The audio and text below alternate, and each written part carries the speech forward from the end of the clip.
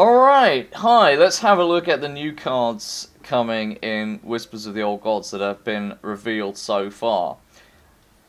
Most of the cards are based around this crazy new legendary called Cthulhu, which Ben Brode seemed to be very happy about on the reveal stream, that it would do damage equal to its attack as a battle cry, and there's a number of support cards based around it. The ones we've seen so far are at the bottom here, Twilight Elder, and or bottom and top left, Beckoner of Evil, and Twilight Elder.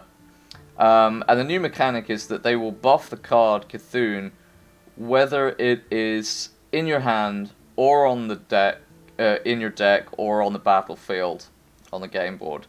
So it doesn't matter where Cthulhu is, it will get buffed. So the question is going to be, will Cthulhu be Doctor 10 or not? We don't know yet. I really hope it isn't. The demonstration that they gave on the live stream was obviously staged. Looking at the cards individually, Beckoner of Evil is a 2/3 for 2. Strictly better than River Crocolisk, so I guess it's like a pretty okay arena pick. Twilight Elder is basically Spider Tank that is, well, it's not strictly better because it's not a mech, but it's basically Spider Tank stats, and Spider Tank is going out because that's in Goblins versus Gnomes. So if for some reason we don't want to play Harvest Golem and there's no other 3-drops and we want a replacement for Spider Tank, we can play Twilight Elder standalone there. Presumably there's going to be decks built around Cthulhu. By default it's immune to BGH, but if it gets any buffs it can be BGH'd. And maybe the 10 cost will prevent it from being played too much, or maybe it will be the new Doctor 10. Everybody said Boom was going to be mediocre, and everybody's saying Cthulhu is OP, so we'll see. We all thought Foe Reaper 4000 was going to be amazing, and look what happened to that. As for the corrupted cards, a 6/6 for 5 sounds pretty good, but the Death Rattle is quite a downside. You have to get more than one attack in it. It's trades with 2 small minions. I imagine Corrupted Healbot will be great in Arena and hopeless in Constructed, but in Priest decks with Okanai Soul Priest, Corrupted Healbot may well become a staple. What else does Priest play on turn 5? Holy Nova, Sludge Belcher, Blackwing Corruptor. Yeah, depends what kind of priest it is, of course. So yeah, that could become a staple in Okanai decks. Don't think it will see use anywhere else. Polluted Hoarder is a 4/2 for 4 with the Death Rattle of drawing a card.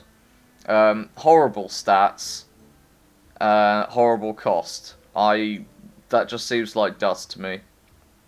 That fucking knobhead followed my fucking channel. What's his problem in it? Should have turned that off before I made a YouTube video. Thanks for the follow, RW the Great 88. Appreciate it.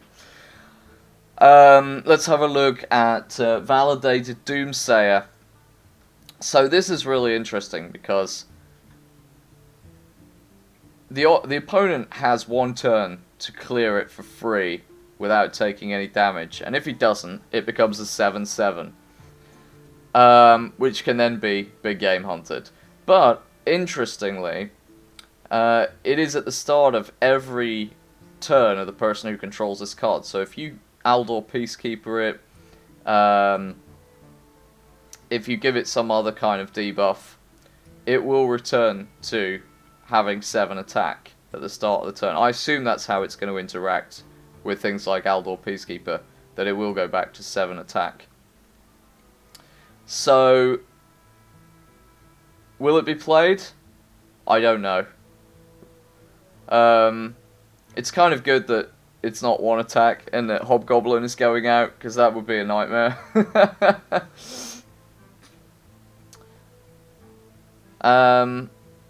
As for Cthulhu, on its own, it's basically useless. A 10 mana 6/6. And there is one other card that is not shown here that they announced last night, called Eater of Secrets, which is a 2/4 for 4 mana with a battle cry of destroying all enemy secrets and gaining +1/+1 for each secret destroyed. So on its own, it's Gnomish Inventor stats, which is pretty bad.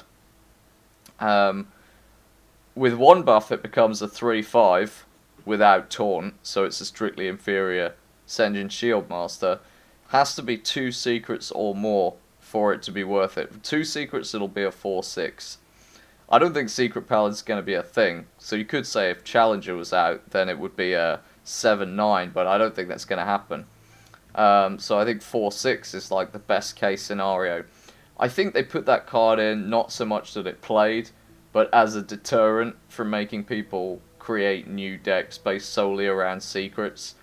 It also keeps things like Freeze Mage in check, because if everyone starts playing Freeze Mage, everybody will start playing Eater of Secrets.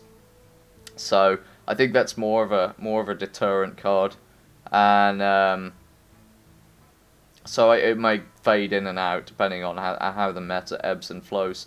But all in all, Beckoner of Evil, Polluted Hoarder, and Corrupted Healbot don't really stand on their own stats-wise. Corrupted Healbot, great in Priest. Cthulhu may be too expensive or maybe OP, depends what other cards come in the set. Twilight Elder is can be used as a solid 3-drop, and Validated Doomsayer, very interesting with a question mark over it, and Eater of Secrets, a deterrent card. Kezan Mystic is of course going out of GVG, so presumably they felt the need to put another secrets removal card in. BGH of course is staying in the meta because it will, or staying in standard at least, because it is a classic card. So that's my current thoughts, and we'll talk more when new cards are released. Thanks for watching.